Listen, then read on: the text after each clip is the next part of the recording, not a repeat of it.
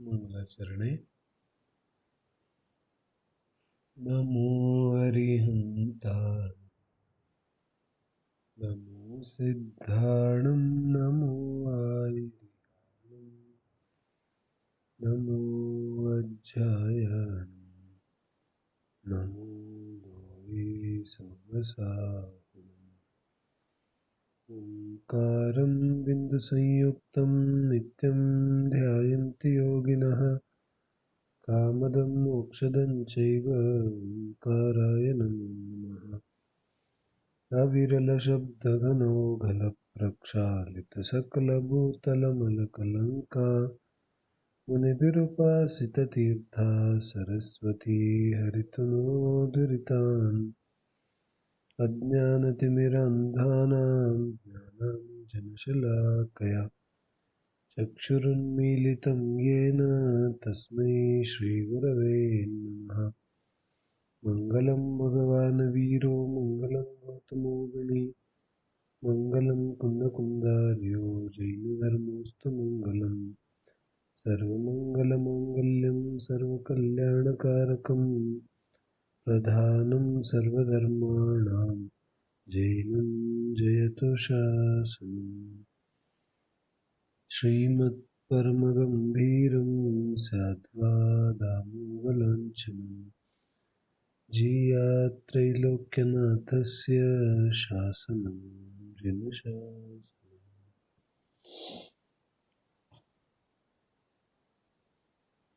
ಸ್ವಾಧ್ಯಾಯದ ಕ್ರಮದಲ್ಲಿ ನಮ್ಮ ಚರ್ಚೆ ಕರ್ಮಗಳ ಸ್ವರೂಪವನ್ನು ಆಧರಿಸಿ ನಡೀತಾ ಇದೆ.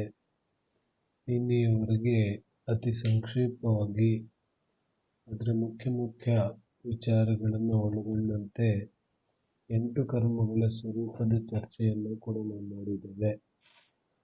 ನಿನ್ನೆ ಮುಖ್ಯವಾಗಿ ಅಘಾತಿ ಕರ್ಮಗಳ ಚರ್ಚೆಯನ್ನು ಮಾಡಿದ್ದೇವೆ. ವೇದಿನಿಯ ಆಯು, ನಾಮ ಮತ್ತು ಗೋತ್ರ ಈ ಅಘಾತಿ ಕರ್ಮಗಳ ಸ್ವರೂಪವನ್ನು ವಿಶೇಷವಾಗಿ ನಿನ್ನೆ ತಿಳ್ಕೊಂಡಿದ್ದೇವೆ. ಯಾವ ಅಘಾತಿ ಕರ್ಮಗಳಿದೆ ಇವುಗಳ ನೇರ ಸಂಬಂಧ ಜೀವಿಯ ಜೊತೆಗಿರ್ದೇನೆ ಸಂಯೋಗಗಳ ಜೊತೆಗಿದೆ. ಆದರೆ ಈ ಸಂಯೋಗಗಳನ್ನು ದೃಷ್ಟಿಯಲ್ಲಿಟ್ಟುಕೊಂಡು ಸಂಯೋಗಗಳನ್ನು ಸುಖ ದುಃಖಕ್ಕೆ ಕಾರಣ ಅಂತ ತಿಳಿದು ಯಾವ ಜೀವ ಸಂಯೋಗಗಳ ಮೇಲೆ ಆರೋಪವನ್ನು ಹೊರಿಸ್ತಾನೆ ಅಂತಹ ಜೀವಕ್ಕೆ ಈ ಅಘಾತಿ ಕರ್ಮಗಳ ಉದಯವು ಕೂಡ ನವೀನ ಅಘಾತಿ ಕರ್ಮಗಳ ಬಂಧಕ್ಕೆ ಕಾರಣ ಆಗುತ್ತೆ. ಈಗ ವೇದನೀಯ ಆಯು, ನಾಮ ಮತ್ತು ಗೋತ್ರ ಕರ್ಮಗಳಿದೆಯಲ್ಲ, ಉದಾಹರಣೆಗೆ ಗೋತ್ರ ಕರ್ಮ ಇದೆ. ಉಚ್ಚ ಗೋತ್ರ ಮತ್ತು ನೀಚ ಗೋತ್ರಕ್ಕೆ ವಿಶೇಷವಾಗಿ ನಾನು ಹೇಳಿದಂತೆ ಇವುಗಳ ಬಂಧಕ್ಕೆ, ಆಶ್ರವಕ್ಕೆ ಕಾರಣ ಏನಿದೆ ಇದೆಲ್ಲದರ ಚರ್ಚೆಯನ್ನು ನಾವು ವಿಶೇಷವಾಗಿ ಮಾಡಿಲ್ಲ. ಆದ್ರೂ ಅಂಶವಾಗಿ ನಾವು ವಿಚಾರ ಮಾಡಿದ್ರೂ ಯಾವ ಉಚ್ಚ ಗತಿ ಮತ್ತು ಗೋತ್ರ ಮತ್ತು ನೀಚ ಗೋತ್ರಕ್ಕೆ ಕಾರಣ ಏನು? ತತ್ವಾರ್ಥ ಸೂತ್ರ ಏನು ಹೇಳುತ್ತೆ? ಪರಾತ್ಮನಿಂದ ಪ್ರಶಂಸೆ. ಆತ್ಮನಿಂದ ಮತ್ತು ಪರಪ್ರಶಂಸ ಅದು ಉಚ್ಚ ಗೋತ್ರಕ್ಕೆ ಕಾರಣ ಇದೆ. ತನ್ನ ಗುಣಗಳನ್ನು ಹೇಳೋದು ಮತ್ತು ಪರರ ಅವಗುಣಗಳನ್ನು ಹೇಳೋದು ಅದು ನೀಚ ಗೋತ್ರ ಕಾರಣಕ್ಕೆ ಕಾರಣ ಇದೆ, ನೀಚ ಗೋತ್ರ ಬಂಧಕ್ಕೆ ಕಾರಣ ಇದೆ. ಹಾಗಾಗಿ ಇದೇ ರೀತಿ ಎಲ್ಲ ಕರ್ಮಗಳಲ್ಲೂ ನಾವು ತಿಳ್ಕೊಂಡು ಆಯಾ ಕರ್ಮಗಳ ಬಂಧಕ್ಕೆ ಕಾರಣ ಆಯಾ ರೀತಿಯಾದ ಭಾವಗಳಿದೆ, ಆಯಾ ರೀತಿಯಾದ ಪರಿಣಾಮಗಳಿದೆ. ಪೂರ್ವ ಭವದಲ್ಲಿ, ಪೂರ್ವ ಸ್ಥಿತಿಯಲ್ಲಿ, ಪೂರ್ವ ಪರ್ಯಾಯದಲ್ಲಿ ಈ ರೀತಿಯಾದ ಪರಿಣಾಮಗಳನ್ನು ಮಾಡಿದ್ರಿಂದ ಈಗ ಈ ಕರ್ಮದ ಉದಯ ಬಂದಿದೆ. ಮತ್ತು ಪುನಃ ಈ ಕರ್ಮದ ಉದಯದ ನಿಮಿತ್ತದಲ್ಲಿ ಅದೇ ರೀತಿಯಾದ ಸಂಯೋಗಗಳು ನಮಗೆ ದೊರೆಯುತ್ತೆ. ಆ ರೀತಿಯಾದ ಸಂಯೋಗ ಯಾಕೆ ದೊರೀತು?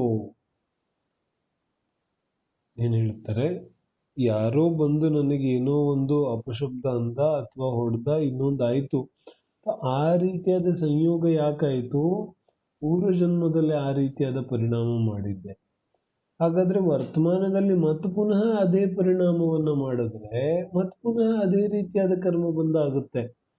ಹೀಗೆ ಕರ್ಮಚಕ್ರ ಮುಂದುವರಿತಾ ಹೋಗುತ್ತೆ. ಹಾಗಾಗಿ ಅಘಾತಿ ಕರ್ಮಗಳಲ್ಲಿ ವಿಶೇಷವಾಗಿ ಯಾವ ಸಂಯೋಗಗಳಿದೆ ಆ ಸಂಯೋಗಗಳನ್ನು ಅಜೀವ ಅಂತ ತಿಳಿದು, ಸಂಯೋಗಗಳನ್ನು ಪುದ್ಗಲ ಅಂತ ತಿಳಿದು, ಸಂಯೋಗಗಳು ಎಂದಿಗೂ ನಿತಾಂತವಾಗಿ ಜೀವಕ್ಕೆ ಸುಖ ದುಃಖವನ್ನು ಕೊಡಲಿಕ್ಕೆ ಸಾಧ್ಯ ಇಲ್ಲ. ಜೀವಿಯನ್ನ ಸುಖಿ ದುಃಖಿಯಾಗಿ ಮಾಡಲಿಕ್ಕೆ ಸಂಯೋಗಗಳ ಕೈಯಿಂದ ಸಾಧ್ಯ ಇಲ್ಲ ಅನ್ನೋದನ್ನ ಸ್ಪಷ್ಟವಾಗಿ ನಿರ್ಣಯ ಮಾಡಿದ್ರೆ ಆ ಮೂಲಕ ಅಘಾತಿ ಕರ್ಮಗಳ ಉದಯದಲ್ಲೂ ಕೂಡ ಜೀವಕ್ಕೆ ಯಾವುದೇ ರೀತಿಯಾದ ದುಃಖ ಆಗಲಿಕ್ಕೆ ಸಾಧ್ಯ ಇಲ್ಲ. ಈ ರೀತಿಯಾಗಿ ಅಘಾತಿ ಕರ್ಮಗಳ ಸ್ವರೂಪ ಕೂಡ ನಾವು ನಿನ್ನೆ ಸಂಕ್ಷಿಪ್ತವಾಗಿ ಚರ್ಚೆ ಮಾಡಿದ್ದೇವೆ. ನಾಳೆ ಭಾನುವಾರ ಇದೆ. ಇವತ್ತು ಒಂದು ದಿನ ನಾವು ವಿಶೇಷ ವಿಚಾರವನ್ನು ಮತ್ತೆ ನಾನು ಹೊಸ ಅಧ್ಯಾಯವನ್ನು ಶುರು ಮಾಡೋದಿಲ್ಲ. ಇವತ್ತು ನಾವು ಚಿಕ್ಕ ಜೀವನ ಚರಿತ್ರೆಯನ್ನು ಇಲ್ಲಿವರೆಗೆ ನಾವು ಮಹಾವೀರ ಸ್ವಾಮಿ, ಆದಿನಾಥ ಸ್ವಾಮಿ, ಪಾರ್ಶ್ವನಾಥ ಸ್ವಾಮಿ ಇವರೆಲ್ಲರ ಜೀವನ ಚರಿತ್ರೆಯನ್ನು ನೋಡಿದ್ದೇವೆ. ಅದೇ ರೀತಿಯಾಗಿ ಅದೇ ಕ್ರಮದಲ್ಲಿ ಇವತ್ತು ಜಂಬೂಸ್ವಾಮಿ ಕೇವಲ ಜ್ಞಾನಿ ಸಿದ್ಧಪರಮೇಷ್ಠಿಯ ಸ್ವರೂಪವನ್ನು, ಜೀವನ ಚರಿತ್ರೆಯನ್ನು ತಿಳಿಯೋದಿದೆ. ಸಂಕ್ಷಿಪ್ತವಾಗಿ ಒಂದು ಪ್ರವಚನದಲ್ಲಿಯೇ ಯಾವ ಜಂಬೂಸ್ವಾಮಿಯ ಜೀವನ ಚರಿತ್ರೆ ಇದೆ ಅದರ ಬಗ್ಗೆ ನಾವು ತಿಳಿಯೋದಿದೆ. ಜಂಬೂಸ್ವಾಮಿ ಚರಿತ್ರೆಯನ್ನು ನಮಗೆ ಪುರಾಣಗಳಲ್ಲೂ ಓದಲಿಕ್ಕೆ ಸಿಗುತ್ತೆ. ಅದರ ಜೊತೆಗೆ ಪಾಂಡೆ ರಾಜಮಲ್ಲಜಿ ಅನ್ನತಕ್ಕಂತಹ ವಿದ್ವಾಂಸರು 17ನೇ ಶತಮಾನದಲ್ಲಿ ಜಂಬೂಸ್ವಾಮಿ ಚರಿತ್ರೆಯನ್ನು ಬರೆದಿದ್ದಾರೆ. ಅದರಿಂದ ಕೂಡ ನಮಗೆ ಜಂಬೂಸ್ವಾಮಿ ಕಥೆ ಓದಲಿಕ್ಕೆ ಸಿಗುತ್ತೆ. ಜಂಬೂಸ್ವಾಮಿ ಪುರಾಣ ಪ್ರಸಿದ್ಧ ಪಾತ್ರಗಳಲ್ಲಿ ಒಂದು ವಿಶೇಷವಾದಂತಹ ಪಾತ್ರ. ಜಂಬೂಸ್ವಾಮಿಯ ಜೀವನ ಚರಿತ್ರೆಯಿಂದ ಅನೇಕ ಉಪದೇಶಗಳು ಸಿಗುತ್ತೆ. ಹಾಗೂ ಜೈನ ಒಂದು ಕಥಾಕೋಶದಲ್ಲಿ ಅಥವಾ ಜೈನ ಪುರಾಣಗಳಲ್ಲಿ ಒಂದು ಪ್ರಸಿದ್ಧವಾದಂತಹ ಪಾತ್ರ ಜಂಬೂಸ್ವಾಮಿ. ಜಂಬೂಸ್ವಾಮಿ ಅಂತಿಮ ಅನುಬದ್ಧ ಕೇವಲಿಗಳಲ್ಲಿ ಅಂತಿಮ ಕೇವಲಿ ಇದ್ದಾರೆ. ಜಂಬೂಸ್ವಾಮಿ ಅನುಬದ್ಧ ಕೇವಲಿ ಗೊತ್ತಾಗತ್ತಲ್ಲ. ಶ್ರುತ ಪರಂಪರೆ ಸಮಯದಲ್ಲೂ ಕೂಡ ನಾನು ಹೇಳಿದ್ದೆ, ಶ್ರುತ ಪಂಚಮಿ ಬಗ್ಗೆ ಚರ್ಚೆ ಮಾಡುವಾಗ. ಯಾವ ಅನುಬದ್ಧ ಕೇವಲಿ ಅಂದ್ರೆ ಏನು? ಒಬ್ಬರು ಕೇವಲಿ ಆದ ನಂತರ ಮತ್ತೊಬ್ಬರು ಕೇವಲಿ, ಕ್ರಮೇಣವಾಗಿ ಒಬ್ಬರಾದ್ಮೇಲೆ ಒಬ್ಬರು ಆಗುತ್ತಾನೆ ಇರೋದು. ಮಧ್ಯದಲ್ಲಿ ಗ್ಯಾಪ್ ಇಲ್ಲದೇನೆ, ಮಧ್ಯದಲ್ಲಿ ಅಂತರ ಇಲ್ಲದೇನೆ ಒಬ್ಬ ಕೇವಲಿ ಆದ ನಂತರ ಇನ್ನೊಬ್ಬ ಕೇವಲಿ ಆಗೋದಕ್ಕೆ ನಾವು ಅನುಬದ್ಧ ಕೇವಲಿ ಅಂತ ಕರಿತೇವೆ. ಈಗ ಮಹಾವೀರ ಸ್ವಾಮಿಗೆ ಕೇವಲ ಜ್ಞಾನ ಆಗುತ್ತೆ. ಕೇವಲ ಜ್ಞಾನ ಆದಮೇಲೆ ಸಮೋಶರಣದ ರಚನೆಯಾಗಿ 30 ವರ್ಷಗಳ ಕಾಲ ಸಮೋಶರಣದಲ್ಲಿ ಮಹಾವೀರ ಸ್ವಾಮಿಯ ದಿವ್ಯ ಉಪದೇಶ ನಡೆಯುತ್ತೆ. ಆ ದಿವ್ಯ ಉಪದೇಶ ನಡಿಬೇಕಾದ್ರೆ ನಮಗೆ ಹಿಂದಿನ ಕಥೆಯೆಲ್ಲ ನಾವು ಚರ್ಚೆ ಮಾಡಿದೀವಲ್ಲ, 66 ದಿನ ಉಪದೇಶ ಹೊರಡೋದಿಲ್ಲ. ಆಗ ಇಂದ್ರನಿಗೆ ವಿಕಲ್ಪ ಬರುತ್ತೆ. ಆಗ ಇಂದ್ರ ವೇಷಧಾರಣೆ ಮಾಡಿ ಇಂದ್ರಭೂತಿ ಗೌತಮನ ಹತ್ರ ಹೋಗ್ತಾನೆ. ಇಂದ್ರಭೂತಿ ಗೌತಮ ಸಮೋಶರಣಕ್ಕೆ ಬಂದ ಮೇಲೆ ತನ್ನ ಎಲ್ಲ ಅಹಂಕಾರವನ್ನು ಬಿಟ್ಟು ಮುನಿದೀಕ್ಷೆಯನ್ನು ಧಾರಣೆ ಮಾಡ್ತಾರೆ. ಆಗ ಮತಿಶ್ರುತಿ ಜ್ಞಾನ ಇರುತ್ತೆ. ಅವಧಿ ಮನಪುರಿ ಜ್ಞಾನವನ್ನು ಧಾರಣೆ ಮಾಡಿ ಮಹಾವೀರ ಸ್ವಾಮಿಯ ಪ್ರಥಮ ಗಣಧರರಾದ ಮೇಲೆ ದಿವ್ಯದನಿ ಹೊರಡಲಿಕ್ಕೆ ಶುರುವಾಗುತ್ತೆ. ಮಹಾವೀರ ಸ್ವಾಮಿಯ ಪ್ರಥಮ ಗಣಧರರಾದಂತಹ ಇಂದ್ರಭೂತಿ ಗೌತಮರು ಒಂದು ಉಪಸ್ಥಿತಿಯಲ್ಲಿ ಯಾವ ದಿವ್ಯಧ್ವನಿ ಇದೆ ಅದು ದಿವ್ಯಧ್ವನಿ ಹೊರಡಲಿಕ್ಕೆ ಶುರುವಾಗುತ್ತೆ. ಹೀಗೆ ಸತತವಾಗಿ 30 ವರ್ಷಗಳ ಕಾಲ ದಿವ್ಯಧ್ವನಿ ಹೊರಡಲಿಕ್ಕೆ ಶುರುವಾಗುತ್ತೆ. ಅನುಬದ್ಧ ಕೇವಲಿಯ ಚರ್ಚೆ ಮಾಡ್ತಾ ಇದ್ದೀವಿ ನಾವು.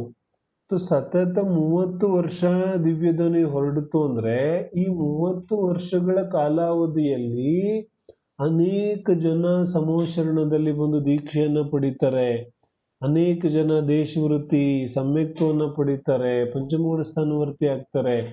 ಅಷ್ಟೇ ಅಲ್ಲ, ಅನೇಕ ಜನರು ಮೋಕ್ಷ ನಿರ್ವಾಣವನ್ನು ಕೂಡ ಪಡಿತಾರೆ. ಆದ್ರೆ 30 ವರ್ಷಗಳ ಕಾಲ ಇಂದ್ರಭೂತಿ ಗೌತಮನಿಗೆ ಕೇವಲ ಜ್ಞಾನ ಪ್ರಾಪ್ತಿನೂ ಆಗೋದಿಲ್ಲ.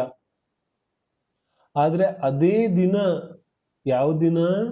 ಯಾವ ದಿನ ಮಹಾವೀರ ಸ್ವಾಮಿಗೆ ನಿರ್ವಾಣದ ಪ್ರಾಪ್ತಿಯಾಗುತ್ತೆ ಬೆಳಗಿನ ಜಾವ, ಅದೇ ದಿನ ಸಾಯಂಕಾಲ ಇಂದ್ರಭೂತಿ ಗೌತಮರಿಗೆ ಕೇವಲ ಜ್ಞಾನದ ಪ್ರಾಪ್ತಿಯಾಗುತ್ತೆ.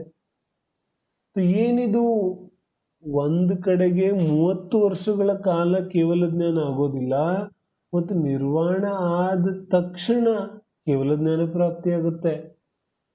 ಹೀಗ್ಯಾಕಾಗುತ್ತೆ? 30 ವರ್ಷಗಳ ಕಾಲ ಕೇವಲ ಜ್ಞಾನ ಯಾಕಾಗ್ಲಿಲ್ಲ? ಅಂಥದ್ದೇನು ಸಮಸ್ಯೆ ಇತ್ತು? 30 ವರ್ಷಗಳ ಕಾಲ ಅನೇಕ ಜನ ಸಮೋಶರಣದಲ್ಲಿ ಬಂದು ನಿರ್ವಾಣವನ್ನು ಪಡಿತಾರೆ. ಆದ್ರೆ ಇಂದ್ರಭೂತಿ ಗೌತಮರಿಗೆ ಯಾಕೆ ಕೇವಲ ಜ್ಞಾನ ಸಿಗಲಿಲ್ಲ ಅಂತ ನಾವು ವಿಚಾರ ಮಾಡೋದಾದರೆ, ನಾವು ನಮೋಕಾರ ಮಂತ್ರದ ಚರ್ಚೆಯನ್ನ ಮಾಡುವಾಗ ಪ್ರಾರಂಭದಲ್ಲಿ ನಾವು ಸ್ವಾಧ್ಯಾಯ ಪ್ರಾರಂಭ ಮಾಡಿದಾಗ ನಮೋಕಾರ ಮಂತ್ರದ ಚರ್ಚೆ ಮಾಡುವಾಗ ನಾನು ವಿಚಾರವನ್ನು ಹೇಳಿದ್ದೆ. ಆಚಾರ್ಯ, ಉಪಾಧ್ಯಾಯ ಮತ್ತು ಸಾಧು ಪರಮೇಷ್ಠಿಗಳಲ್ಲಿ ನಿಜವಾಗಿ ಯಾರು ಶ್ರೇಷ್ಠ ಅನ್ನೋಕ್ಕಿಂತ ನಿರ್ವಾಣಕ್ಕೆ ಯಾರು ಅರ್ಹರಿದ್ದಾರೆ? ಈ ಸಾಧು ಪರಮೇಷ್ಠಿ ನೇರವಾಗಿ ನಿರ್ವಾಣಕ್ಕೆ ಅರ್ಹ ಇದ್ದಾರೆ. ಅಂದ್ರೆ ಆಚಾರ್ಯ ಉಪಾಧ್ಯಾಯರು ನಿರ್ವಾಣ ಆಗ್ಲಿಕ್ಕೆ ಸಾಧ್ಯ ಇಲ್ಲ, ಸಾಧು ಮಾತ್ರ ನಿರ್ವಾಣ ಆಗ್ಲಿಕ್ಕೆ ಸಾಧ್ಯ ಇದೆ ಹೇಳ್ತಾರೆ. ನಾವಂತೂ ಇಲ್ಲಿವರೆಗೆ ಉಲ್ಟಾ ತಿಳ್ಕೊಂಡಿದ್ದೇವೆ. ಆಚಾರ್ಯರು ಶ್ರೇಷ್ಠ ಇದ್ದಾರೆ, ಸಾಧುಕ್ಕಿಂತ ಉಪಾಧ್ಯಾಯರು ಶ್ರೇಷ್ಠ ಇದ್ದಾರೆ, ಅವ್ರಿಗಿಂತ ಆಚಾರ್ಯರು ಶ್ರೇಷ್ಠ ಇದ್ದಾರೆ, ಇಡೀ ಸಂಘದ ನಾಯಕರಿದ್ದಾರೆ. ಮತ್ತು ಇಲ್ಲೇನು ನೀವು ಉಲ್ಟಾ ಹೇಳ್ತಾ ಇದ್ದೀರಾ, ಸಾಧು ಪರಮೇಷ್ಠಿ ಹೆಂಗೆ ಶ್ರೇಷ್ಠ ಇರ್ಲಿಕ್ಕೆ ಸಾಧ್ಯ ಇದೆ? ಅರೆ, ಯಾವಾಗ ನಿರ್ವಾಣದ ವಿಚಾರ ಬರುತ್ತೆ ಆಗ ನಿರ್ವಾಣ ಆಚಾರ್ಯ ಉಪಾಧ್ಯಾಯರಿಗೆ ಆಗೋದಿಲ್ಲ, ನಿರ್ವಾಣ ಮಾತ್ರ ಸಾಧು ಪರಮೇಷ್ಠಿಗಾಗುತ್ತೆ. ಯಾಕೆ? ಎಲ್ಲಿವರೆಗೆ ಪದವಿ ಇದೆ, ಎಲ್ಲಿವರೆಗೆ ಜವಾಬ್ದಾರಿ ಇದೆ, वो संघ को चलाने की जो जिम्मेदारी है वो है ना सर पे. जब तक जिम्मेदारी है तब तक निर्वाण नहीं होने वाला. जब तक पद है, पदवी है, तब तक निर्वाण नहीं होने वाला. तो ಈ ನಿರ್ವಾಣ ಗೌತಮ ಸ್ವಾಮಿಗೆ ಆಗದೆ ಇರೋ ಕಾರಣ ಏನು? ಗೌತಮ ಸ್ವಾಮಿ ಯಾವ ಗಣಧರ ಪದವಿ ಇತ್ತು ಆ ಗಣಧರ ಪದವಿ ಇರೋವರೆಗೂ ಅವರಿಗೆ ಕೇವಲ ಜ್ಞಾನ ಆಗೋದಿಲ್ಲ. ಆದ್ರೆ ಅರಹಂತ ಪರಮೇಷ್ಠಿ ಆದಂತಹ ಮಹಾವೀರ ಸ್ವಾಮಿಗೆ ನಿರ್ವಾಣ ಆದ್ಮೇಲೆ ಇನ್ನು ಗಣಧರ ಪದವಿಯಲ್ಲಿ, ಯಾಕಂದ್ರೆ ತೀರ್ಥಂಕರರೇ ಇಲ್ಲ ಅಂದಮೇಲೆ ಗಣಧರ ಪದವಿನೂ ಇಲ್ಲ, ಸಮೋಶರಣನೇ ಇಲ್ಲ ಅಂದಮೇಲೆ ಗಣಧರ ಪದವಿಯಲ್ಲಿ. ಹಾಗಾಗಿ ಯಾವ ಗಣಧರ ಪರಮೇಷ್ಠಿ ಗೌತಮ ಗಣಧರ ಇದ್ರು ಅವರ ಪದ, ಯಾವ ಗಣಧರ ಪದವಿ ಇದೆ ಅದು ಹೊರಟೋಗುತ್ತೆ, ಆಗ ಅವರಿಗೆ ಕೇವಲ ಜ್ಞಾನದ ಪ್ರಾಪ್ತಿಯಾಗುತ್ತೆ. ಈ ರೀತಿ ಮಹಾವೀರ ಸ್ವಾಮಿಗೆ ಬೆಳಿಗ್ಗೆ ನಿರ್ವಾಣ ಆಗುತ್ತೆ, ಸಾಯಂಕಾಲ ಗೌತಮ ಸ್ವಾಮಿಗೆ ಕೇವಲ ಜ್ಞಾನ ಆಗುತ್ತೆ. ಇನ್ನು ಅದಾದ ನಂತರ ಗೌತಮ ಸ್ವಾಮಿ ಅನೇಕ ವರ್ಷಗಳವರೆಗೆ ಉಪದೇಶವನ್ನು ಕೊಡ್ತಾರೆ. ಉಪದೇಶ ಹೆಂಗೆ ಕೊಡ್ತಾರೆ ಅಂತ ಸಂದೇಹ ಮಾಡೋ ಕೆಲವರಿಗೆ ಸಂದೇಹ ಆಗುತ್ತಾ ಇರ್ಬೋದು. ಉಪದೇಶ ಆಬ್ವಿಯಸ್ಲಿ ಸಮೋಶರಣದ ರಚನೆ ಆಗೋದಿಲ್ಲ, ಆದರೆ ಗಂಧಕುಟಿಯ ರಚನೆ ಆಗುತ್ತೆ. ಸಮೋಶರಣದಷ್ಟು ದೊಡ್ಡ ಸಭೆ ಇರೋದಿಲ್ಲ, ಆದರೆ ಗಂಧಕುಟಿಯ ರಚನೆಯಾಗಿ ಅದರಲ್ಲೂ ಕೂಡ ಸಾಮಾನ್ಯ ಕೇವಲಿಗಳು ಉಪದೇಶವನ್ನು ಕೊಡ್ತಾರೆ. ಆ ಗಂಧಕುಟಿಯಲ್ಲಿ ಅನೇಕ ವರ್ಷಗಳ ಕಾಲ ಗೌತಮ ಸ್ವಾಮಿ ಉಪದೇಶವನ್ನು ಕೊಡ್ತಾರೆ. ಅನೇಕ ವರ್ಷಗಳ ನಂತರ ಗೌತಮ ಸ್ವಾಮಿಗೆ ಈ ಬೆಳಿಗ್ಗೆ ನಿರ್ವಾಣ ಆಗುತ್ತೆ, ಅದೇ ದಿನ ಸಾಯಂಕಾಲ ಸುಧರ್ಮ ಸ್ವಾಮಿಗೆ ಕೇವಲ ಜ್ಞಾನ ಪ್ರಾಪ್ತಿಯಾಗುತ್ತೆ. ಏನಾಯ್ತು? ಸುಧರ್ಮ ಸ್ವಾಮಿ ಅನೇಕ ವರ್ಷಗಳವರೆಗೆ ಉಪದೇಶವನ್ನು ಕೊಡ್ತಾರೆ. ಮತ್ತು ಯಾವತ್ತು ಸುಧರ್ಮ ಸ್ವಾಮಿಗೆ ಒಂದು ನಿರ್ವಾಣದ ಪ್ರಾಪ್ತಿಯಾಗುತ್ತೆ. ಅದೇ ದಿನ ಜಂಬೂ ಸ್ವಾಮಿಗೆ ಕೇವಲ ಜ್ಞಾನದ ಪ್ರಾಪ್ತಿಯಾಗುತ್ತೆ. ಹೀಗೆ ಅಂತಿಮ ಅನುಬದ್ಧ ಕೇವಲಿಗಳಲ್ಲಿ ಜಂಬೂ ಸ್ವಾಮಿಯ ಹೆಸರು ಬರುತ್ತೆ. ಅಂತಿಮ ಅನುಬದ್ಧ ಕೇವಲಿಗಳಲ್ಲಿ ಜಂಬೂ ಸ್ವಾಮಿ ಅಂತಿಮ ಅನುಬದ್ಧ ಕೇವಲಿ ಇದ್ದಾರೆ. ಅಂತಹ ಜಂಬೂ ಸ್ವಾಮಿಯ ಬಗ್ಗೆ ನಾವು ಚರ್ಚೆಯನ್ನ ಮಾಡೋದಿದೆ. ಜಂಬೂ ಸ್ವಾಮಿಯ ಬಗ್ಗೆ ವಿಶೇಷವಾಗಿ ಚರ್ಚೆ ಮಾಡಲಿಕ್ಕೆ ಯಾಕೆ ನಾವು ಹೋಗಿದ್ದೀವಿ ಅಂತ ಹೇಳಿದ್ರೆ, ಪುರಾಣ ಪ್ರಸಿದ್ಧ ಯಾವ ಪುರುಷರಿದ್ದಾರೆ ಅವರಲ್ಲಿ ಜಂಬೂ ಸ್ವಾಮಿಯ ಒಂದು ವಿಚಾರ ಕೂಡ ಪ್ರಮುಖವಾಗಿ ಇದೆ. ಹಾಗಾಗಿ ನಾವು ಚರ್ಚೆಯನ್ನ ಮಾಡ್ತಾ ಇದ್ದೇವೆ. ಜಂಬೂ ಸ್ವಾಮಿಯ ಒಂದು ಜೀವನವನ್ನು ನೋಡಿದ್ರೆ, ಬಾಲ್ಯದಿಂದನೂ ಜಂಬೂ ಸ್ವಾಮಿಯ ಜೀವನ ವೈರಾಗ್ಯಮಯವಾದಂತಹ ಜೀವನ ಇದೆ. ಬಾಲ್ಯದಿಂದನೂ ಇಂದ್ರಿಯ ವಿಷಯಗಳಲ್ಲಿ, ಇಂದ್ರಿಯ ಭೋಗಗಳಲ್ಲಿ, ಪ್ರಪಂಚದ ಭೋಗ ಉಪಭೋಗ ವಸ್ತುಗಳಲ್ಲಿ, ಸಾಂಸಾರಿಕ ವಿಷಯಗಳಲ್ಲಿ ಯಾವುದೇ ರೀತಿಯಾದ ಆಸಕ್ತಿ ಇಲ್ಲದಂತಹ, ಅತ್ಯಂತ ನಿರಾಸಕ್ತಿ ಭಾವ ಇದ್ದಂತಹ ಜಂಬೂ ಸ್ವಾಮಿ. ಅಂದ್ರೆ ಬಾಲ್ಯಾವಸ್ಥೆಯಿಂದನೇ ಅವರಿಗೆ ಒಂದು ರೀತಿಯಾದ ವೈರಾಗ್ಯ, ನಿರಾಸಕ್ತಿ ಭಾವ ಬಾಲ್ಯಾವಸ್ಥೆಯಿಂದನೇ ಇರುತ್ತೆ. ಯುವಾವಸ್ಥೆ ಬಂದಾಗಲೂ ಕೂಡ ಆ ವೈರಾಗ್ಯ ಸ್ಥಿತಿ ಕಡಿಮೆ ಆಗೋದಿಲ್ಲ, ಮತ್ತಷ್ಟು ಜಾಸ್ತಿ ಆಗುತ್ತೆ. ನಿರಾಸಕ್ತಿ ಭಾವ ಕಡಿಮೆ ಆಗೋದಿಲ್ಲ, ಮತ್ತಷ್ಟು ಜಾಸ್ತಿ ಆಗುತ್ತೆ. ಹಾಗಾಗಿ ಜಂಬೂ ಸ್ವಾಮಿಯ ಯಾವ ವೈರಾಗ್ಯ ಪರಿಣತಿ ಇದೆ ಅದು ಯುವಾವಸ್ಥೆಗೆ ಬಂದಂತೆ ಮತ್ತಷ್ಟು ಜಾಸ್ತಿ ಆಗುತ್ತೆ. ಹಾಗೂ ಜಿನದೀಕ್ಷೆಯನ್ನು ತಗೊಳ್ಳುವ ಕಡೆಗೆ ಅವರ ಒಲವು ಅಧಿಕವಾಗುತ್ತಾ ಹೋಗುತ್ತೆ. ಹಾಗಾಗಿ ಜಂಬೂ ಸ್ವಾಮಿಯ ಈ ವೃತ್ತಿಯನ್ನು ನೋಡಿದಂತಹ ತಂದೆ ತಾಯಿ, ಜಂಬೂ ಸ್ವಾಮಿ ಯಾವುದೇ ರಾಜನ ಪುತ್ರ ಆಗಿರೋದಿಲ್ಲ. ಜಂಬೂ ಸ್ವಾಮಿ ಒಬ್ಬ ಶ್ರೇಷ್ಠಿಯ ಮಗ ಇರ್ತಾರೆ. ಶ್ರೇಷ್ಠಿಯ ಹೆಸರೇನು? ಅರ್ಹದ್ದಾಸ್. ಅರ್ಹದ್ದಾಸ್ ಶ್ರೇಷ್ಠಿ ಮತ್ತೆ ಜಿನಮತಿ ಅವರ ತಾಯಿಯ ಹೆಸರಿದೆ. ನೆನಪಿಟ್ಕೊಳ್ಳುವಂಥ ವಿಚಾರಗಳಿದೆ. ಅರ್ಹದ್ದಾಸ ಶ್ರೇಷ್ಠಿಯ ಮಗ ಮತ್ತು ಜಿನಮತಿ ತಾಯಿಯ ಮಗ ಆದಂತಹ ಜಂಬೂ ಸ್ವಾಮಿ ಅವರ ಜನ್ಮ ಯಾವಾಗುತ್ತೆ? ನಮ್ಮ ಅಷ್ಟಾನಿಕ ಕೊನೆ ದಿನ ಬರುತ್ತಲ್ಲ, ಹೋಳಿ ಯಾವುದಕ್ಕಂತೀವಿ ನಾವು, ಪೂರ್ಣಿಮಾ, ಆ ದಿನ ಜಂಬೂ ಸ್ವಾಮಿಯ ಜನ್ಮ ಆಗುತ್ತೆ. ಅಂತಹ ದೊಡ್ಡ ಶ್ರೇಷ್ಠಿಯ ಮಗ, ಮತ್ತೆ ಬಹಳ ಸುಂದರವಾದಂತಹ ಶರೀರ. ಗೊತ್ತಾ ಯಾವ ಜಂಬೂ ಸ್ವಾಮಿ ಕಾಮದೇವರಿದ್ದಾರಲ್ಲ, 18 ಕಾಮದೇವರು, ಅವರಲ್ಲಿ ಕೊನೆಯ ಕಾಮದೇವ ಜಂಬೂ ಸ್ವಾಮಿ ಇದ್ದಾರೆ. ಜಂಬೂ ಸ್ವಾಮಿ ಕಾಮದೇವ. ಸುಮಾರು ಜನಕ್ಕೆ ಅವರ ರೂಪ ವೈಭವ ಇತ್ಯಾದಿಗಳನ್ನು ಓದಿದ್ರು ಕಾಮದೇವ ಅನ್ನೋದು ಗೊತ್ತಿರೋದಿಲ್ಲ. ಜಂಬೂ ಸ್ವಾಮಿ ನಿಜವಾಗ್ಲೂ ಕಾಮದೇವ ಇದ್ರು. ಕಾಮದೇವ ಅಂದ್ರೆ ಯಾರು? ಅನೇಕ ಜನರಿಗೆ ಅದು ಕೂಡ ಗೊತ್ತಿರೋದಿಲ್ಲ. ಕಾಮದೇವ ಅಂತ ಹೇಳಿದ್ರೆ ಯಾರು ಸರ್ವಾಂಗ ಸುಂದರ ಇದ್ದಾರೆ, ಇಡೀ ಲೋಕದಲ್ಲಿ ಅವರಿಗಿಂತ ಸುಂದರವಾದಂತಹ ಶರೀರ ಮತ್ತೊಂದಿರೋದಿಲ್ಲ, ಅಂತಹ ಅತ್ಯಂತ ಸುಂದರವಾದಂತಹ ಶರೀರ ಉಳ್ಳಂತಹ ವ್ಯಕ್ತಿಗೆ ಕಾಮದೇವ ಅಂತ ಕರೀತಾರೆ. 18 ಕಾಮದೇವರಾಗಿದ್ದಾರೆ. ಅದರಲ್ಲಿ ಅಂತಿಮ ಕಾಮದೇವ ಈ ಸುಧರ್ಮ ಸ್ವಾಮಿ, ಜಂಬೂ ಸ್ವಾಮಿ ಇದ್ರು. ಅಂತಹ ಸುಂದರ ಶರೀರ ಇದ್ದಂತಹ ವ್ಯಕ್ತಿಯನ್ನ ನೋಡಿ ಯಾರು ತಾನೇ ಮದುವೆ ಆಗೋಕ್ಕೆ ಇಷ್ಟಪಡೋದಿಲ್ಲ? ಅನೇಕ ಜನ ಮದುವೆ ಆಗ್ಲಿಕ್ಕೆ ಇಷ್ಟಪಡ್ತಾ ಇದ್ರು. ತಂದೆ ತಾಯಿಗಳಿಗೂ ಕೂಡ ಸಂದೇಹ ಉಂಟಾಗುತ್ತೆ, ಯೋಚನೆ ಉಂಟಾಗುತ್ತೆ. ಈ ಸಮಯದಿಂದನೇ ಜಂಬೂ ಸ್ವಾಮಿ ದೀಕ್ಷೆಯ ಕಡೆಗೆ ಒಲವನ್ನು ತೋರಿಸ್ತಾ ಇದ್ದಾನೆ. ಮದುವೆ ಹೇಗೆ ಮಾಡೋದು, ಏನು ಮಾಡೋದು ಅಂತ ಚಿಂತನೆಗೆ ಒಳಪಟ್ಟು ಬಹಳ ಆಗ್ರಹ ಮಾಡಿ ಜಂಬೂ ಸ್ವಾಮಿಯನ್ನ 4 ಯುವತಿಯರ ಜೊತೆಗೆ ನಿಶ್ಚಿತಾರ್ಥವನ್ನು ತಯಾರು ಮಾಡ್ತಾರೆ, ಎಂಗೇಜ್ಮೆಂಟ್ ಮಾಡ್ತಾರೆ. ಜಂಬೂ ಸ್ವಾಮಿಯ ಬೇಡ ಅಂದ್ರೂ ಕೂಡ 4 ಜನರ ಜೊತೆಗೆ ಜಂಬೂ ಸ್ವಾಮಿಯ ಎಂಗೇಜ್ಮೆಂಟ್ ಅನ್ನು ಮಾಡಿಬಿಡ್ತಾರೆ ತಂದೆ ತಾಯಿ. ಅತ್ಯಂತ ಸುಂದರವಾದಂತಹ 4 ಕನ್ಯೆಯರ ಜೊತೆಗೆ ಜಂಬೂಸ್ವಾಮಿಯ ಎಂಗೇಜ್ಮೆಂಟ್ ಆಗಿದೆ, ಮತ್ತೆ ಎಂಗೇಜ್ಮೆಂಟ್ ಎಲ್ಲ ಆಗೋಗಿದೆ. ಅದಾದ್ಮೇಲೆ ಜಂಬೂಸ್ವಾಮಿ ಏನ್ ಹೇಳ್ತಾರೆ, ನಾನಂತೂ ಜಿನದೀಕ್ಷೆಯನ್ನ ತಗೊಳ್ಳಿಕ್ಕೆ ಹೊರಡ್ತಾ ಇದ್ದೇನೆ.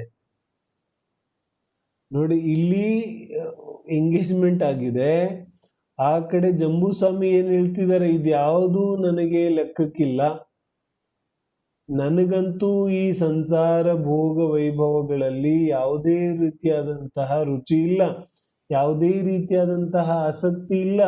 ಈ ಸಂಸಾರ ಭೋಗ ಎಷ್ಟು ದಿನ ಇರೋದಿದೆ, ಇದರ ಕಾಲ ಎಷ್ಟು, ಇದರ ಸಮಯ ಎಷ್ಟು, ಯಾವ ರೀತಿಯಾಗಿ ಸ್ವಪ್ನ ಇದೆ ಅದೇ ರೀತಿಯಾಗಿ ರಾತ್ರಿಯಲ್ಲಿ ನೋಡುವಂತಹ ಸ್ವಪ್ನ ಯಾವ ರೀತಿಯಾಗಿ ಸ್ವಪ್ನನೇ ಇದೆ, ಕ್ಷಣ ಎಚ್ಚರ ಆದ ತಕ್ಷಣ ನಷ್ಟ ಆಗೋದಿದೆ, ಅದೇ ರೀತಿಯಾಗಿ ಎಚ್ಚರವಾಗಿದ್ದುಕೊಂಡು ನಾವು ಯಾವ ಭೋಗಗಳನ್ನು ಅನುಭವಿಸ್ತಾ ಇದ್ದೇವೆ ಅದು ಕೂಡ ಸ್ವಪ್ನವತ್ತಿದೆ.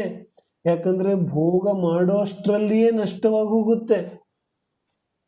ನಮ್ಮ ಭೋಗ ಯಾವ ವಸ್ತುಗಳದ್ದು ನಾವು ಮಾಡ್ತಾ ಇರ್ತೇವೆ, ಆ ವಸ್ತುಗಳ ಭೋಗ ಮಾಡುವಂತಹ ಭಾವ ಎಷ್ಟು ಸಮಯಕ್ಕಿರುತ್ತೆ, ಒಂದು ಸಮಯ ಮಾತ್ರ, ಪುನಃ ಭೋಗದ ಪರಿಣಾಮ ಬದಲಾಗ್ಬಿಡುತ್ತೆ. ಎಚ್ಚರ ಆದಾಗ ಹೆಂಗೆ ಸ್ವಪ್ನ ನಷ್ಟ ಆಗೋಗುತ್ತೆ, ಅದೇ ರೀತಿಯಾಗಿ ಸಮಯ ಸಮಯಕ್ಕೂ ನನ್ನ ಭೋಗ ಕೂಡ ನಷ್ಟ ಆಗತ್ತೆ. ಇದು ಕೂಡ ಸ್ವಪ್ನವತ್ತಿದೆ. ರಾಜ ಜನಕನ ಕಥೆ ಬರುತ್ತಲ್ಲ, ರಾಜ ಜನಕನಿಗೆ ಒಂದು ರಾತ್ರಿ ಸ್ವಪ್ನ ಬೀಳುತ್ತೆ, ಅವನ ರಾಜ್ಯವನ್ನ ಶತ್ರು ಆಕ್ರಮಿಸಿಕೊಂಡು ಸಂಪೂರ್ಣ ರಾಜ್ಯವನ್ನ ಆಕ್ರಮಿಸಿಕೊಂಡಿದ್ದಾರೆ ಮತ್ತು ಜನಕನನ್ನು ಕೂಡ ಬಂದಿಯಾಗಿಸಿದ್ದಾರೆ. ಮತ್ತು ಶತ್ರು ರಾಜ ಏನು ಹೇಳ್ತಾನೆ, ನೀನು 24 ಗಂಟೆ ಟೈಮ್ ಒಳಗಡೆ ಈ ಇಡೀ ರಾಜ್ಯದಿಂದ ಹೊರಗಡೆ ಓಡಿ ಹೋಗು, ನಿನಗೆ ಜೀವನ ದಾನವನ್ನು ಕೊಡ್ತೀನಿ ಅಂತ ಹೇಳಿ ಓಡಿಸ್ತಾನೆ. ಮತ್ತು ರಾಜ ಯಾವುದೋ ಒಂದು ವೇಷವನ್ನು ಹಾಕೊಂಡು 2-3 ದಿನ ಯಾವುದೋ ಅರಣ್ಯ ಪ್ರದೇಶಗಳಿಂದ ಹೋಗ್ತಾನೆ. ಯಾವುದೋ ಹಳ್ಳಿ ಗಿಳ್ಳಿ ಏನೂ ಸಿಗೋದಿಲ್ಲ, ಆಹಾರ ಗಿಹಾರ ಏನೂ ಸಿಗೋದಿಲ್ಲ. ಮತ್ತು 3 ದಿನ ಆದ್ಮೇಲೆ ಒಂದು ಯಾವುದೋ ಹಳ್ಳಿ ಸಿಗುತ್ತೆ. ಮತ್ತು ಅಲ್ಲಿ ಯಾರೋ ಒಬ್ರು ಶ್ರೇಷ್ಠಿ ಕಿಚಡಿ ದಾನ ಮಾಡ್ತಿರ್ತಾರೆ. ಅಲ್ಲಿ ಹೋಗಿ ಲೈನಲ್ಲಿ ನಿಂತಾನೆ ಜನಕ ರಾಜ. ಮತ್ತು ಇವನ್ ನಂಬರ್ ಬರೋ ಅಷ್ಟರಲ್ಲಿ ಮುಗಿದೋಗ್ಬಿಡುತ್ತೆ ಕಿಚಡಿ. ಮುಗಿದೋದ್ಮೇಲೆ ವಿನಯ ಬೇಡ್ಕೋತಾನೆ ಜನಕ ರಾಜ, ನನಗೆ 2-3 ದಿನದಿಂದ ಏನೂ ತಿಂದ್ಕೊಂಡಿಲ್ಲ, ತುಂಬಾ ಕಷ್ಟ ಆಗ್ತಾ ಇದೆ, ನನಗೊಂದು ಸ್ವಲ್ಪ ಆದರೂ ಕೊಡಿ ಅಂತ. ಸ್ವಲ್ಪ ಉಳಿದಿದ್ದು ಕೆರೆದು ಅವನು ಕೊಡ್ತಾನೆ, ಹೊತ್ತಿರೋದು ಎಲ್ಲ. ಅಷ್ಟರಲ್ಲಿನೇ ಮೇಲ್ಗಡೆಯಿಂದ ಒಂದು ಹದ್ದು ಬಂದು ಅದನ್ನು ಕೂಡ ತಗೊಂಡು ಹೋಗ್ಬಿಡುತ್ತೆ. ಇಷ್ಟರಲ್ಲಿ ತಗೊಂಡು ಹೋಗ್ಬಿಡುತ್ತೆ, ಅಷ್ಟರಲ್ಲೇ ರಾಜನಿಗೆ ಥಟ್ ಅಂತ ಎಚ್ಚರ ಹೋಗ್ಬಿಡುತ್ತೆ. ಎಚ್ಚರ ಆದ ನಂತರ ರೆಡಿಯಾಗಿ ರಾಜ ತನ್ನ ಆಸ್ಥಾನಕ್ಕೆ ಬಂದು ಎಲ್ಲರಿಗೂ ಈ ವೃತ್ತಾಂತವನ್ನು ಹೇಳಿ, ಯಾವುದು ಸತ್ಯ, ಇದು ಸತ್ಯನೋ ಅದು ಸತ್ಯನೋ, ನಾನು ಈಗ ರಾಜ ಆಗಿರೋದು ಸತ್ಯನೋ ಅಥವಾ ಆಗ ನಾನು ಭಿಕ್ಷುಕನಾಗಿದ್ದು ಸತ್ಯನೋ, ಯಾವುದು ಸತ್ಯ ಅಂತ ರಾಜ ಕೇಳ್ತಾನೆ.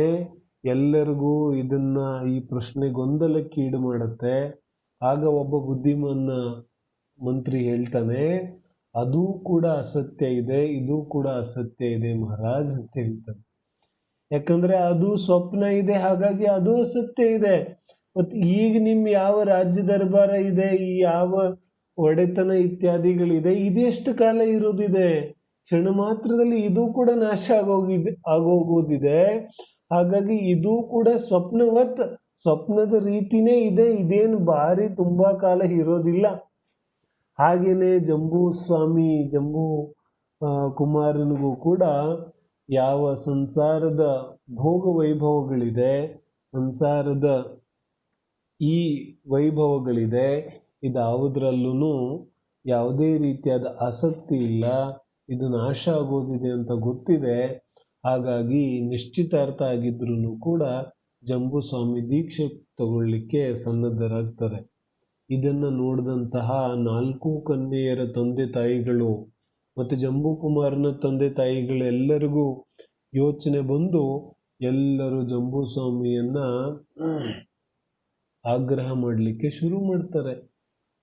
ಅವ್ರಿಗೆಲ್ಲ ಏನನ್ಸುತ್ತೆ, ಒಂದು ಸಲ ಇವರಿಗೆ ಮದುವೆ ಮಾಡಿಬಿಟ್ರೆ ಸಾಕು, ಆಮೇಲೆ ಈ ಮದುವೆ ಸಂಸಾರದ ಜಂಜಾಟದಲ್ಲಿ ಈ ದೀಕ್ಷೆ ಗೀಕ್ಷೆ ಎಲ್ಲಾನು ಮರೆತು ಬಿಟ್ಟು ಸಂಸಾರದಲ್ಲಿ ಮಗ್ನನಾಗಿ ಹೋಗ್ತಾರೆ ಜಂಬೂಸ್ವಾಮಿ ಅನ್ನೋದು ಇವರೆಲ್ಲ ಕಾನ್ಸೆಪ್ಟು.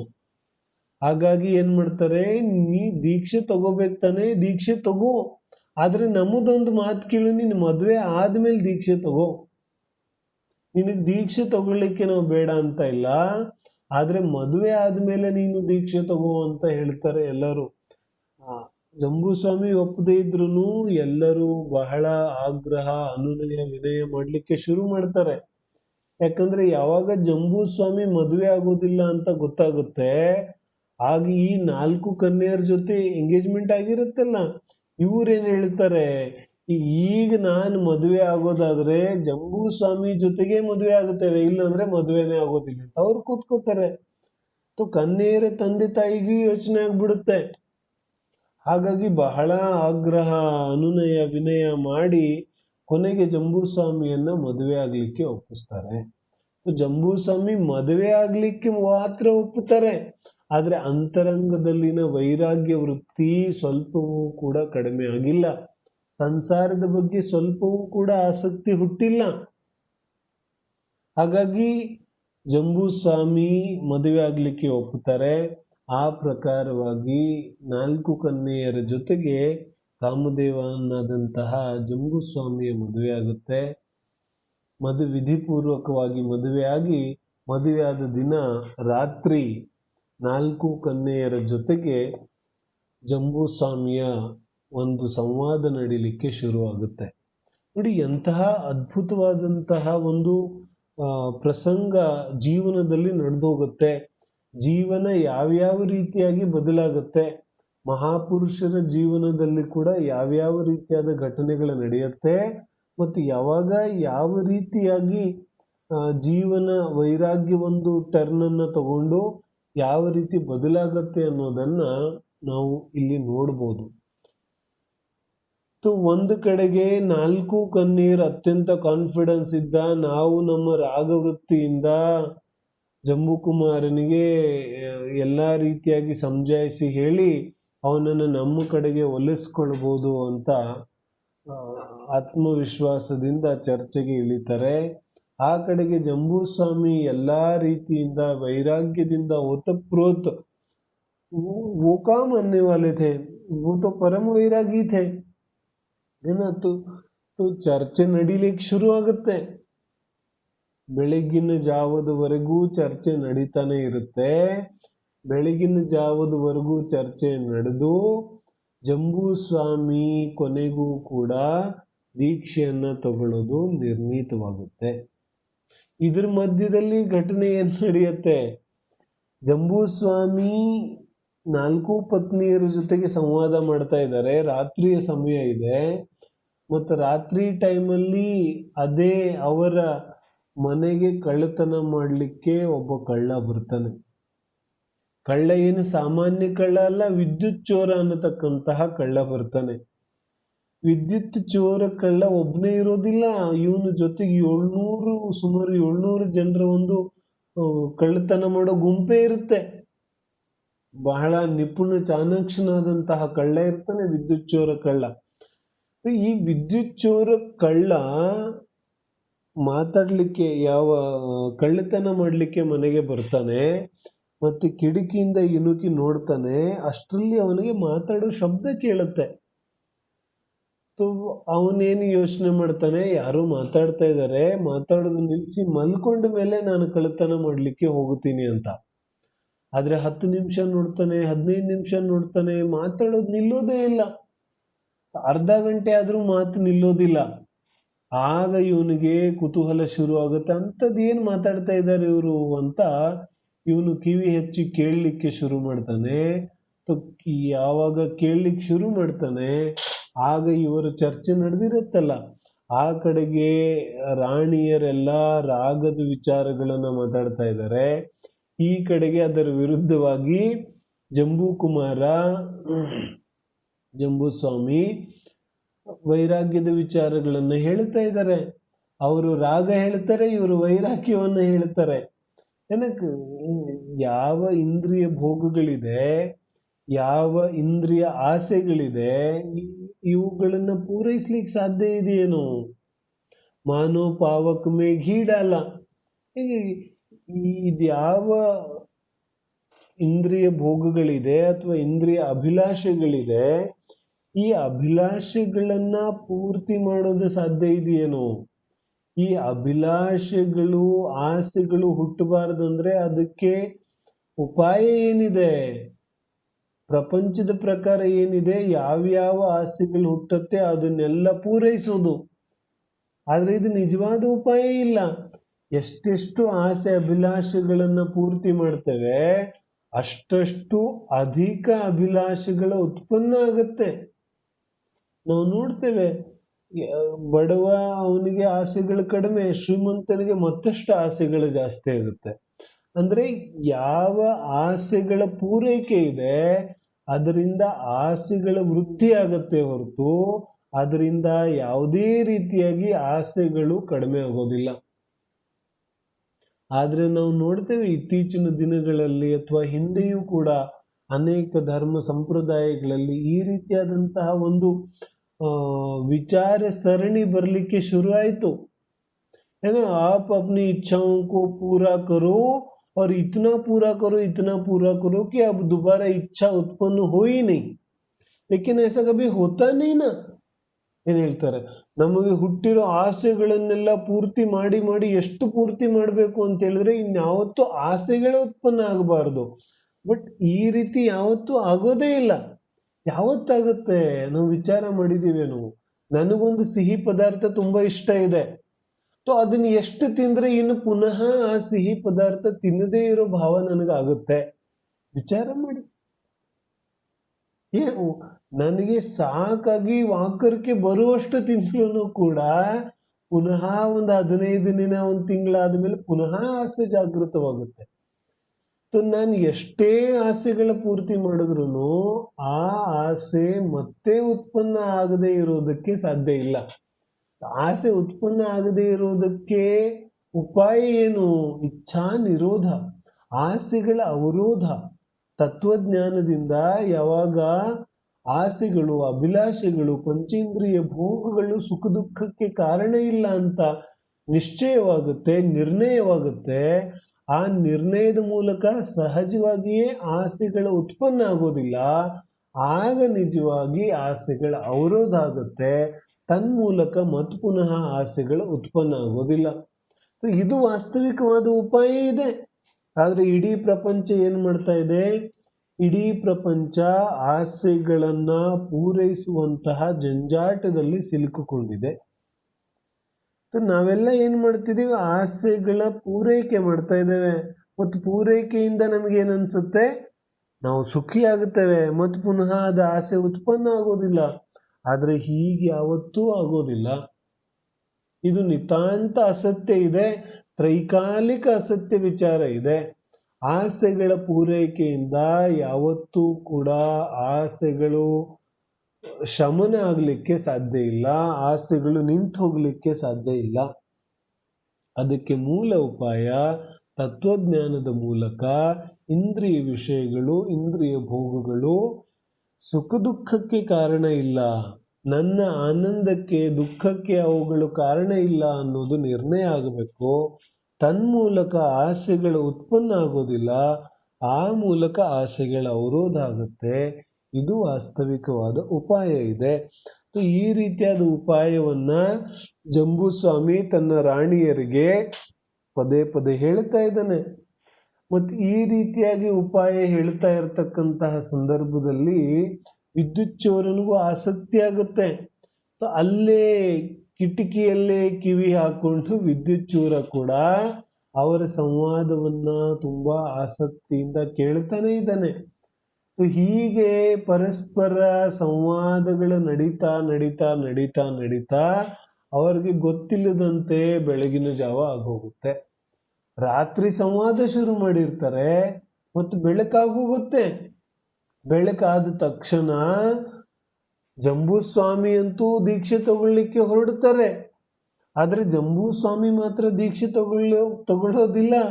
ಜಂಬೂ ಸ್ವಾಮಿಯ ಜೊತೆಗೆ ಆಶ್ಚರ್ಯ ಅಂದ್ರೆ ಆ ವಿದ್ಯುತ್ ಚೋರ ಕಳ್ಳ ಕೂಡ ದೀಕ್ಷೆ ತಗೊಳ್ಳಿಕ್ಕೆ ತಯಾರಾಗ್ತಾನೆ.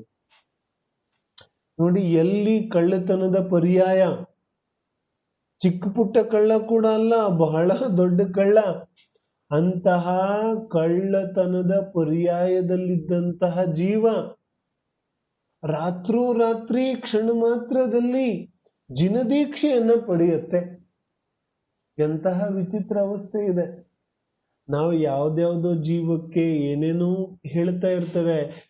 ಇವನೇನ್ ಧರ್ಮ ಮಾಡ್ತಾನೆ, ಆ ವ್ಯಕ್ತಿ ಏನ್ ಹೀಗ್ ಮಾಡ್ತಾನೆ, ಈ ವ್ಯಕ್ತಿ ಏನ್ ಹಾಗೆ ಮಾಡ್ತಾನೆ, ಇವರಲ್ಲಿ ಅದಿಲ್ಲ, ಅವರಲ್ಲಿ ಇದಿಲ್ಲ, ಅನೇಕ ರೀತಿಯಾದಂತಹ ವಿಕೃತಿಗಳನ್ನು ನಾವು ನೋಡ್ತಾ ಇರ್ತೇವೆ. ಆದ್ರೆ ಜಿನ್ವಾನಿ ಹೇಳುತ್ತೆ ಯಾವ ಜೀವದ ಪರಿಣತಿ ಯಾವ ಸಮಯದಲ್ಲಿ ಯಾವ ರೀತಿ ಬದಲಾಗುತ್ತೆ ಅನ್ನೋದು ಆ ಜೀವದ ನಿಯತಿಯನ್ನು ಅನುಸರಿಸುತ್ತೆ, ಅದರ ಪುರುಷಾರ್ಥವನ್ನು ಅನುಸರಿಸುತ್ತೆ. ನಾವು ಅದನ್ನು ಹೇಳಲಿಕ್ಕೆ ಸಾಧ್ಯ ಇಲ್ಲ. ಹಾಗಾಗಿ ವಿದ್ಯುತ್ ಚೋರ ರಾತ್ರೋರಾತ್ರಿ ಅವನು ಕೂಡ ಜಿನದೀಕ್ಷೆಯನ್ನ ಪಡಿತಾನೆ, ಮತ್ತು ಈ ಕಡೆ ಜಂಬೂ ಸ್ವಾಮಿ ಕೂಡ ಜಿನದೀಕ್ಷೆಯನ್ನ ಪಡಿತಾರೆ. ಮತ್ತು ಜಂಬೂ ಸ್ವಾಮಿಯ ಈ ವೈರಾಗ್ಯ ವೃತ್ತಿಯನ್ನು ನೋಡಿದಂತಹ ಈ 4 ರಾಣಿಯರು, ಜಂಬೂ ಸ್ವಾಮಿ ಬಿಟ್ಟು ಹೋದಂತ ಇನ್ನೊಂದು ಮದುವೆ ಆಗ್ಲಿಲ್ಲ, ಈ 4 ರಾಣಿಯರಿಗೂ ಕೂಡ ಜಂಬೂ ಸ್ವಾಮಿ ಹೇಳಿದಂತಹ ವಿಚಾರ ಅತ್ಯಂತ ಸ್ಪಷ್ಟವಾಗುತ್ತೆ, ಮನವರಿಕೆ ಆಗುತ್ತೆ. ಹಾಗಾಗಿ ಈ 4 ರಾಣಿಯರು ಕೂಡ ಏನ್ ಮಾಡ್ತಾರೆ, ಆರಿಕೆಯರ ದೀಕ್ಷೆಯನ್ನ ಪಡೆದು ಈ 4 ರಾಣಿಯರು ಕೂಡ ಆರಿಕಾ ಆಗಿ ತಮ್ಮ ಜೀವನವನ್ನ ಕಳೀತಾರೆ. ಹೀಗೆ ಒಂದು ಕಡೆಗೆ ಜಂಬೂ ಸ್ವಾಮಿ ಅಂತಿಮ ಅನುಬದ್ಧ ಕೇವಲಿಯಾಗಿ ಪುನಃ ನಿರ್ವಾಣವನ್ನು ಪಡಿತಾರೆ, ಸಿದ್ಧ ಅವಸ್ಥೆಯನ್ನು ಪಡಿತಾರೆ. ಇನ್ನೊಂದು ಕಡೆಗೆ ವಿದ್ಯುತ್ ಚೋರ ದೀಕ್ಷೆಯನ್ನು ಪಡಿತಾನೆ, ಇನ್ನೊಂದು ಕಡೆಗೆ ಆ ರಾಣಿಯರು ಕೂಡ ದೀಕ್ಷೆಯನ್ನ ಪಡಿತಾರೆ. ಹೀಗೆ ಒಂದು ಭವ್ಯ ಜೀವದ ಒಂದು ನಿಮಿತ್ತದಿಂದ ಈ 4 ಜೀವಿಗಳು ದೀಕ್ಷೆಯನ್ನ ಪಡೆದು ತಮ್ಮ ಜೀವನದ ಕಲ್ಯಾಣವನ್ನ ಮಾಡ್ಕೋತಾರೆ. ಹೀಗೆ ಜಂಬೂ ಸ್ವಾಮಿಯ ಸಂಕ್ಷಿಪ್ತ ಜೀವನದ ಒಂದು ಸಂಕ್ಷಿಪ್ತ ಇದು ಪರಿಚಯ ಇದೆ. ಈ ಮೂಲಕ ಪ್ರಥಮಾನುಯೋಗದ ಯಾವ ಮೂಲ ಸ್ವರ ಇದೆ, ಪ್ರಥಮಾನುಯೋಗದ ಯಾವ ಮೂಲ ಧ್ಯೇಯ ಇದೆ, ಅದನ್ನು ನಾವು ತಿಳ್ಕೋಬೇಕಾಗುತ್ತೆ. ಇದೇ ಒಂದು ಸಮಯದಲ್ಲಿ ನಾವು ಪ್ರಥಮಾನುಯೋಗದ ವರ್ಣನಾ ಪದ್ಧತಿಯನ್ನು ಕೂಡ ತಿಳಿಬೇಕಾಗುತ್ತೆ. ಯಾಕಂತ ಹೇಳಿದ್ರೆ ಇಲ್ಲಿ ಬಂದಂತಹ 4 ರಾಣಿಯರಿದಾರಲ್ಲ, ಇವರ ಹೆಸರುಗಳನ್ನು ನಾವು ಕನಕಶ್ರೀ, ಧನಶ್ರೀ ಎಲ್ಲ ಶ್ರೀಗಳೇ. ಇವುಗಳನ್ನೆಲ್ಲ ನೋಡಿದ್ರೆ ನಮ್ಗೇನನ್ಸುತ್ತೆ, ಇದೆಲ್ಲ ಆಚಾರ್ಯರು ಕಥೆಯಲ್ಲಿ ಒಂದು ರೀತಿಯಾದಂತಹ ಆಕರ್ಷಣೆಯನ್ನು ತರಲಿಕ್ಕೆ ಮಾಡಿದಂತಹ ವರ್ಣನಾ ಪದ್ಧತಿ ಇದೆ. ಆದರೆ ಮೂಲ ವಿಚಾರ ಏನಿದೆ, ವೈರಾಗ್ಯ ವೃತ್ತಿ. ಅಂದ್ರೆ ಎಷ್ಟೇ ರೀತಿಯಾಗಿ, ಯಾವುದೇ ರೀತಿಯಾಗಿ ಮನೆಯವರು, ತಂದೆ ತಾಯಿಗಳು, ಅಂತಹ ಸುಂದರ ಕನ್ಯೆಯರು ಎಲ್ಲರೂ ಎಷ್ಟೇ ರೀತಿಯಾದ ಒತ್ತಡವನ್ನ ತಂದರೂ ಕೂಡ ಅಂತರಂಗದಲ್ಲಿ ವೈರಾಗ್ಯ ವೃತ್ತಿ ಅತ್ಯಂತ ದೃಢವಾಗಿದ್ರೆ, ಆ ವೈರಾಗ್ಯ ವೃತ್ತಿ ದೃಢ ಇದ್ರೆ, ಶ್ರದ್ಧೆ ಅತ್ಯಂತ ದೃಢವಾಗಿದ್ರೆ ಖಂಡಿತವಾಗಿಯೂ ಯಾವುದೇ ರೀತಿಯಾದ ಅಡಚಣೆಗಳು ಬರೋದಿಲ್ಲ. ಆ ಅಡಚಣೆಗಳಂತ ಅನಿಸೋದಿಲ್ಲ. ಅದೇ ರೀತಿ ವಿದ್ಯುತ್ ಚೋರನ ಒಂದು ಜೀವನವನ್ನ ನೋಡಿದ್ರು ವಿದ್ಯುತ್ ಚೋರ ಯಾವುದೇ ರೀತಿಯಾದ ಹಿಂದಿನ ವಿಚಾರವನ್ನ ಮಾಡಲಿಲ್ಲ. ಅವನ ಕಳ್ಳತನ ಮಾಡಿಟ್ಟಂತಹ ಸಂಪತ್ತಿಯನ್ನ ಯಾವುದನ್ನು ಲೆಕ್ಕಿಸದೆ ದಿಗಂಬರ ಮುನಿಯಾಗಿಬಿಡ್ತಾನೆ. ಈ ಒಂದು ಪ್ರಥಮಾನುಯೋಗದ ವರ್ಣನಾ ಪದ್ಧತಿ ಇದೆಯಲ್ಲ, ಇದು ಆ ರೀತಿ. ಆದ್ರೆ ಪ್ರಥಮಾನುಯೋಗದ ಯಾವ ವರ್ಣನಾ ಪದ್ಧತಿ ಇದೆ ಅದು ನಮಗೆ ನಮ್ಮ ಭೂಮಿಕೆಯಿಂದ ಮೇಲೆದ್ದು ಮತ್ತಷ್ಟು ನಮ್ಮ ಜೀವನವನ್ನ ಪರಿಷ್ಕಾರಗೊಳಿಸ್ಲಿಕ್ಕೆ ಪ್ರಥಮಾನುಯೋಗ ಇದೆ. ಪ್ರಥಮಾನುಯೋಗದ ಉದ್ದೇಶ ಏನಿದೆ, ಪ್ರಥಮಾನುಯೋಗ ಏನು ಸಂಪೂರ್ಣ ಜಿನ್ವಾನಿಯ ಉದ್ದೇಶ, ಜೀವ ತನ್ನ ವರ್ತಮಾನದ ಯಾವ ಭೂಮಿಕೆ ಇದೆ ಆ ಭೂಮಿಕೆಯಿಂದ ಕೂಡ ಮೇಲೆದ್ದು ತನ್ನ ಯಾವ ಆ ಭೂಮಿಕೆ ಇದೆ, ಆ ಭೂಮಿಕೆಯಿಂದ ಕೂಡ ಮೇಲೆದ್ದು ಮತ್ತಷ್ಟು ಪರಿಷ್ಕಾರವನ್ನು ಮಾಡಿಕೊಳ್ಳತಕ್ಕಂತಹ ಉದ್ದೇಶಕ್ಕೆ ಉಪದೇಶವನ್ನು ಕೊಡ್ತಾರೆ. ಇಲ್ಲಿ ಯಾವ ಪ್ರಥಮಾನಿಯೋಗದ ಉಪದೇಶ ಇದೆ ಅದು ಕೂಡ ಅದೇ ಉದ್ದೇಶದಿಂದ ಇದೆ. ಆದರೆ ಅಜ್ಞಾನಿ ಜೀವ ಈ ಉಪದೇಶವನ್ನ, ಈ ಯಾವ ಪ್ರಥಮಾನಿಯೋಗದ ಉಪದೇಶ ಇದೆ ಅದನ್ನ ತನ್ನ ಶಿಥಿಲಾಚಾರಕ್ಕೆ ಬಳಸ್ಕೊಂಡ್ರೆ ಕಾಂಟ್ರಾಡಿಕ್ಟರಿ ಆಗಿ, ಯಾಕಂತ ಹೇಳಿದ್ರೆ ಜಂಬೂ ಸ್ವಾಮಿ ಮದುವೆ ಮಾಡ್ಕೊಂಡಿದ್ರು, ಆ ನಂತರ ಬಿಟ್ರು, ಹಾಗಾಯ್ತು. ಭರತ ಚಕ್ರವರ್ತಿ ಹೀಗಾಯ್ತು, 96,000 ರಾಣಿಯನ್ನು ಇಟ್ಕೊಂಡಿದ್ರು, ಇಷ್ಟು ಸಂಪತ್ತಿಯನ್ನು ಇಟ್ಕೊಂಡಿದ್ರು, ಆದ್ರೂ ಕೂಡ ಘರ್ಮೆ ವೈರಾಗಿ, ಉಂಡರು ಉಪವಾಸಿ, ಬಳಸಿದರು ಬ್ರಹ್ಮಚಾರಿ. ನಾನಂತೂ ಏನು ಇಟ್ಕೊಂಡಿಲ್ಲ, ಭರತ ಚಕ್ರವರ್ತಿಗೆ ಹೋಲಿಸಿದ್ರೆ ನನ್ನ ಹತ್ರ ಅಂತೂ ಏನು ಸಾಮಗ್ರಿ ಇಲ್ಲ. ರಾಮಚಂದ್ರ 6 ತಿಂಗಳು ಶವವನ್ನು ಹೊತ್ಕೊಂಡು ತಿರುಗಾಡಿದ್ರು, ಅಷ್ಟು ರಾಗಭಾವ ಇತ್ತು. ಈ ರೀತಿಯಾದ ಉದಾಹರಣೆಗಳನ್ನ ಇಟ್ಕೊಂಡು ತನ್ನ ರಾಗಭಾವವನ್ನ, ತನ್ನ ಇಂದ್ರಿಯ ಭೋಗವನ್ನ ಪೋಷಣೆ ಮಾಡಲಿಕ್ಕೆ ಹೊರಟ್ರೆ ಅದಕ್ಕೆ ಪ್ರಥಮಾನಿಯೋಗ ಜವಾಬ್ದಾರಿ ಆಗೋದಿಲ್ಲ. ಅದಕ್ಕೆ ನನ್ನ ಬುದ್ಧಿ, ನನ್ನ ರಾಗ ಬುದ್ಧಿ, ನನ್ನ ಭೋಗಗಳಲ್ಲಿನ ಆಸಕ್ತಿ ಬುದ್ಧಿ ಕಾರಣ ಇದೆಯೇ ಹೊರತು ಪ್ರಥಮಾನಿಯೋಗ ಅಲ್ಲ. ಯಾಕಂದ್ರೆ ಪ್ರಥಮಾನಿಯೋಗದ ವರ್ಣನಾ ಪದ್ಧತಿ ವಾಸ್ತವಿಕವಾಗಿ ವಿಭಿನ್ನ ಇದೆ. ಆದರೆ ಪ್ರಥಮಾನಿಯೋಗದ ವರ್ಣನಾ ಪದ್ಧತಿಯನ್ನು ತಿಳಿದೇನೆ. ಯಾಕಂತ ಹೇಳಿದ್ರೆ ಪ್ರಥಮಾನಿಯೋಗ ಒಂದು ರೀತಿಯಾಗಿ ತೆಂಗಿನಕಾಯಿ ಇದ್ದಂತೆ. ತೆಂಗಿನಕಾಯಿ ಇರುತ್ತಲ್ಲ, ತೆಂಗಿನಕಾಯಿಯ ಮೇಲಿನ ಯಾವ ಸಿಪ್ಪೆ ಇದೆ, ಆ ಸಿಪ್ಪೆಯನ್ನು ಮೊದಲು ತೆಗಿಬೇಕಾಗುತ್ತೆ. ಆ ಸಿಪ್ಪೆಯನ್ನು ತೆಗೆದ ಮೇಲೆ ತೆಂಗಿನಕಾಯಿ ಸಿಗುತ್ತೆ. ಆದರೆ ಅದು ಕೂಡ ಭಕ್ಷಣೆಗೆ ಯೋಗ್ಯ ಇಲ್ಲ. ಆ ಸಿಪ್ಪೆಯನ್ನು ತೆಗೆದ ಮೇಲೆ ತೆಂಗಿನಕಾಯಿ ಒಡಿಬೇಕಾಗುತ್ತೆ. ಒಡೆದ ಮೇಲೆ ಕಂಠ ಎಲ್ಲ ತೆಗೆದ ಮೇಲೆ ನಮಗೆ ಕೊಬ್ಬರಿ ಸಿಗುತ್ತೆ. ಹೀಗೆ ಯಾವ ಪ್ರಥಮಾನಿಯೋಗ ಇದೆ ಅದರಲ್ಲಿ ಕಥೆಯ ಅಧಿಕಾಂಶ ವಿಚಾರಗಳನ್ನೇ ನಾವು ತೆಗಿಬೇಕಾಗತ್ತೆ. ತೆಗಿಯೋದಾದ್ರೆ ಅದು ಯಾಕಲ್ಲಿದೆ ಅಂದ್ರೆ ತೆಂಗಿನಕಾಯಿ ಆಗ್ಲಿಕ್ಕೆ ಸಿಪ್ಪೆ, ಕಂಠ ಎಲ್ಲದರ ಅವಶ್ಯಕತೆ ಇದೆ. ಹಾಗಾಗಿ ಎಲ್ಲ ಬೇಕು. ಆದರೆ ಸೇವನೆ ಮಾಡುವಾಗ ಏನು ಹೇಳ್ತಾರೆ, ಪ್ರಾಥಮಿಕ ಹಂತದಲ್ಲಿ ಪ್ರಥಮಾನಿಯೋಗದ ವಿಚಾರದಲ್ಲಿ ಇದೆಲ್ಲವೂ ಬೇಕು. ಆದರೆ ಪ್ರಥಮಾನಿಯೋಗವನ್ನ ಅಂತಿಮವಾಗಿ, ಕಥೆ ಪ್ರಾರಂಭವಾಗಿ ಕಥೆಯ ಅಂತಿಮದಲ್ಲಿ ಯಾವಾಗ ಕಥೆಯ ಸಂದೇಶವನ್ನು ನಾವು ಸ್ವೀಕಾರ ಮಾಡ್ತಾ ಇರ್ತೇವೆ, ಆಗ ಕಥೆಯ ಸಂದೇಶವನ್ನು ಸ್ವೀಕಾರ ಮಾಡುವಾಗ ನಿಜವಾಗಿ ಇದೆಲ್ಲವನ್ನ ಬಿಟ್ಟು, ಅಂದ್ರೆ ಕಥೆಯಲ್ಲಿ ಬಂದಿರುವಂತಹ ರಾಗಪರಕ ಎಲ್ಲಾ ವಿಚಾರಗಳನ್ನ ಸಿಪ್ಪೆ ತೆಗೆದಂತೆ ತೆಗೆದಾಕ್ಬಿಡ್ಬೇಕು.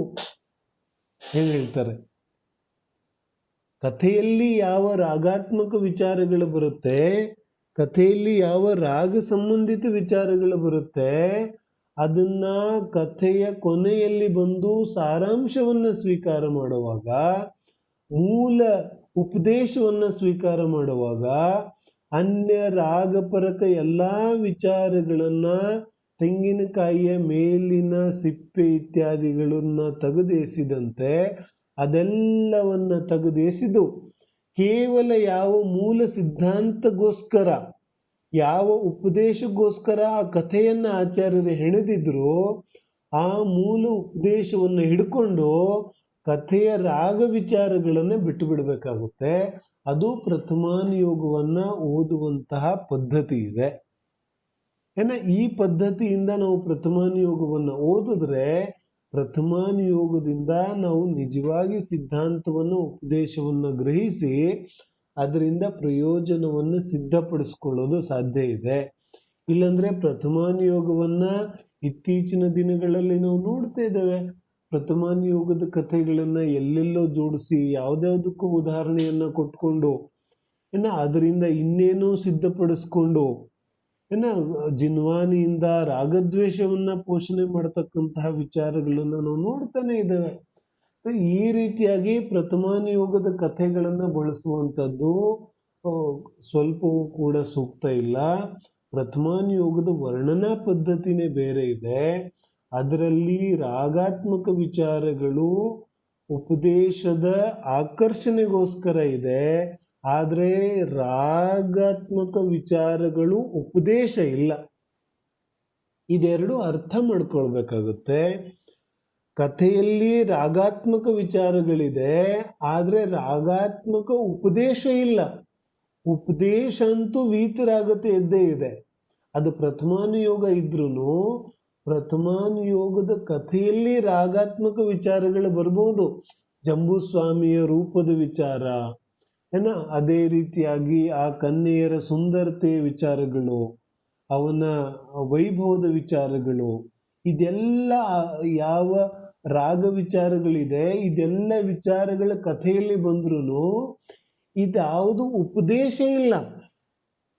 ಹಾಗಾದ್ರೆ ಉಪದೇಶ ಯಾರದ್ದಿದೆ? ಉಪದೇಶವಂತೂ ವೀತರಾಗದ್ದೇ ಇದೆ. ಒಂದು ಪರಮ ವೀತರಾಗತೆ ಉಪದೇಶವನ್ನೇ ಪ್ರಥಮಾನುಯೋಗ ಕೂಡ ಕೊಡುತ್ತೆ. ಆದರೆ ಆ ವೀತರಾಗತೆಯ ಉಪದೇಶವನ್ನು ಕೊಡಲಿಕ್ಕೆ ರಾಗಾತ್ಮಕ ವಿಚಾರಗಳು ಮಧ್ಯದಲ್ಲಿ ಬಂದಿದೆ.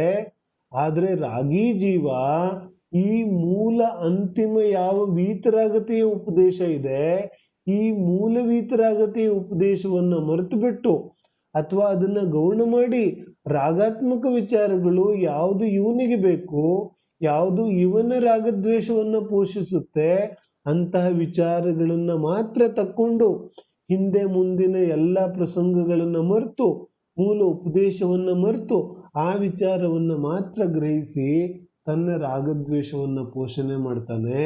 ಸೊ ಉಸ್ಸೆ ತೋ ಅಪ್ನಾ ಹಿ ಭವ ಬಿಗಡ್ನೆ ವಾಲ ಹೈ. ಅದರಿಂದಂತೂ ನಮ್ಮ ಭವವೇ ಹಾಳಾಗುತ್ತೆ, ನಮ್ಮ ಮುಂದಿನ ಭವ ಹಾಗೂ ವರ್ತಮಾನ ಭವಗಳು ಹಾಳಾಗುತ್ತೆ ಹೊರತು ಅದರಿಂದ ಅನ್ಯ ಯಾರಿಗೂ ಕೂಡ ಯಾವುದೇ ರೀತಿಯಾದಂತಹ ಹಾನಿ ಆಗೋದಿಲ್ಲ. ನಮಗೆ ನಮ್ಮ ಭವ ನಾಶ ಆಗತಕ್ಕಂತಹ ಹಾನಿ ಆಗುತ್ತೆ. ಹಾಗಾಗಿ ಪ್ರಥಮಾನುಯೋಗದ ಒಂದು ವರ್ಣನಾ ಪದ್ಧತಿಯನ್ನು ಕೂಡ ನಾವು ತಿಳ್ಕೊಂಡು ಅದೇ ರೀತಿ ಜಂಬೂಸ್ವಾಮಿಯಂತಹ ಪರಮ ವೈರಾಗ್ಯ ದಶೆಯನ್ನು ನಾವು ನಮ್ಮ ಜೀವನದಲ್ಲಿ ಪಡ್ಕೊಂಡು ಸಂಸಾರ, ಭೋಗ, ವೈಭವ ಇತ್ಯಾದಿಗಳ ಕ್ಷಣಭಂಗುರತೆ, ಕ್ಷಣಿಕತೆಯನ್ನು ಅರ್ಥ ಮಾಡಿಕೊಂಡು ಬಹುಬೇಗವೇ ನಮ್ಮ ಜೀವನದಲ್ಲೂ ಕೂಡ ಈ ರೀತಿಯಾದ ವೈರಾಗ್ಯ ಪ್ರಸಂಗ ಉಂಟಾಗಲಿ ಅನ್ನತಕ್ಕಂತಹ ಭಾವನೆಯಿಂದ ಇವತ್ತಿನ ನಮ್ಮ ಸ್ವಾಧ್ಯಾಯದ ಚರ್ಚೆಯನ್ನು ಇಲ್ಲಿಗೆ ವಿರಾಮ ಮಾಡೋದಿದೆ.